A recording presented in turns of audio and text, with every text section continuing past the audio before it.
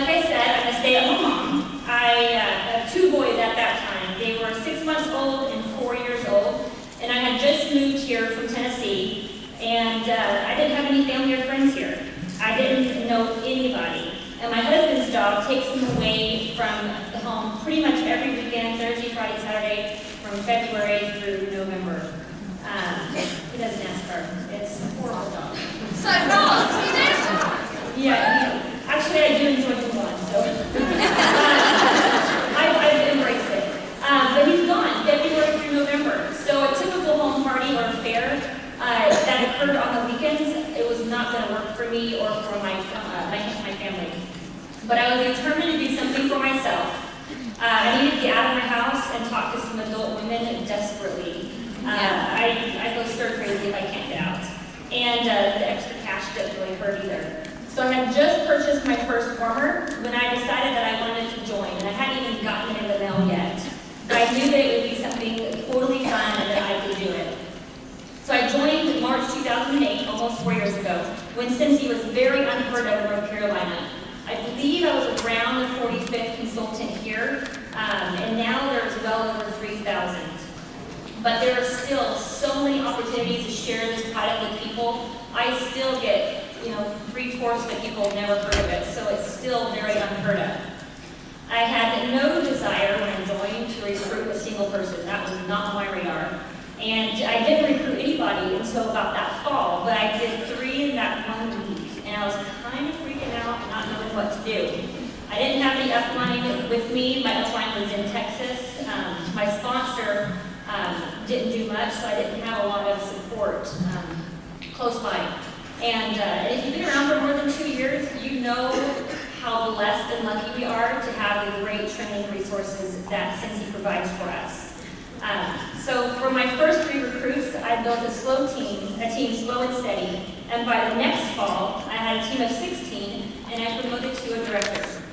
My downline today has 35 team members and 262 group members, with 5 generations of directors below me that span from Canada and also in the U.S. So what if people think they can't share Cincy? There's so many excuses out there. I know we've all heard them, we've all said them ourselves, but there's not enough time. I find that when you are passionate about something, you make the time. And if it brings you joy or a sense of accomplishment, you find the time. Or they can't afford the starter kit. I understand how $99 would be hard for some to budget or to justify spending, but make it affordable for your recruit. Have them do a party and encourage them to reach that 500 PRV mark, because commission made on 500 PRV will have that kit paid for. And many times I have done this and let my new recruit keep herself so she can easily pay herself back on the money put into her new business. I may miss out on that 500 PRV for myself, but I've gained a new recruit and who has now the confidence that she can do it, and she's already halfway to being certified. The next excuse, they have young kids at home. So do I. They keep multiplying. But again, there's not going to be any more. If you really want to do something, that you are going to make it work. And for now, my business mostly consists of basket parties, but on occasion I can fit in a home party or a fair or a show. But I'm a mom first, and I just make my business work around that. The next excuse is not a salesperson. What I love about Cincy is that we're not selling anything. We are sharing a great product, and people just want to buy it. We are lucky to not have to wear a uniform or read from a script. And each of us have a different style, and we get to show that in how we run our own business. This is my favorite excuse next. They don't know anybody, or not enough people. How do you not know anybody? I know at least one person. But like I said, when I joined, I had only been here for about 5 months, and I just knew a handful of people at the church that I attended. And those handful of people, they were at my launch party, and from there I got another party. I went and opened a new checking account for my business, and I gave the banker a catalog. And a few days later, she called and she asked if I'd bring my stuff in because all the tellers wanted to buy it. And that that banker, about a year and a half ago, decided to join Scentsy. And she should have been here today, but she's having a baby on Monday, and she's a little pregnant. So you get pregnant when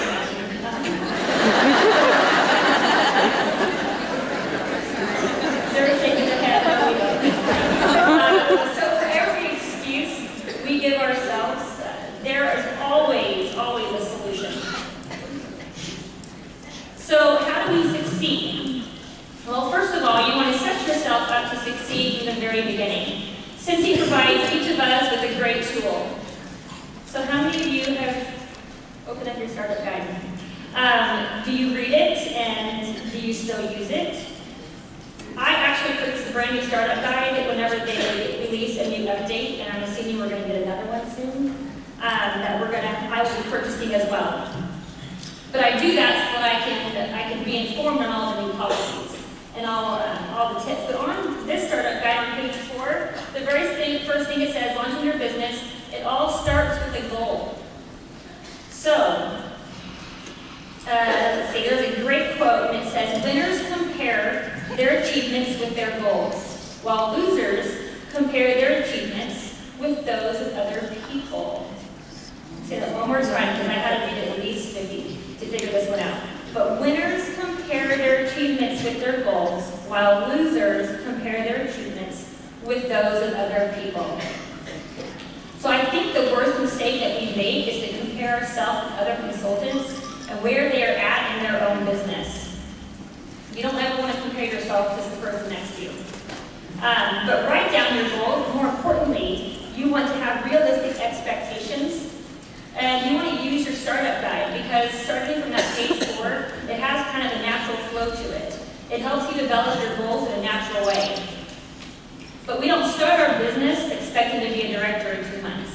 We start out small and aim for certified first. And some people, they're perfectly happy just to be certified. And I am perfectly happy with them being just certified. That's great. But if you have goals of building your own team and becoming a leader, then the next step is a lead consultant. So to promote to lead, you need to have one active recruit. Active meaning that they have to have 150 PRV in that month. What I learned about at boot camp last year is the rule of thirds, and this is kind of very true. But basically, 1/3 of your frontline needs to be active. So with the lead, with that one active recruit, you need to have 3 recruits. And if you want to be a star, they have to have 2 active recruits, so you need to have 6 recruits in your front line. So if you can do that, at least you'll have enough to be active and you can promote. So how do we get a recruit? First thing is to share your story on your personal website. I don't even know, how many of us have actually done that? Raise your hand. Okay, still not impressive.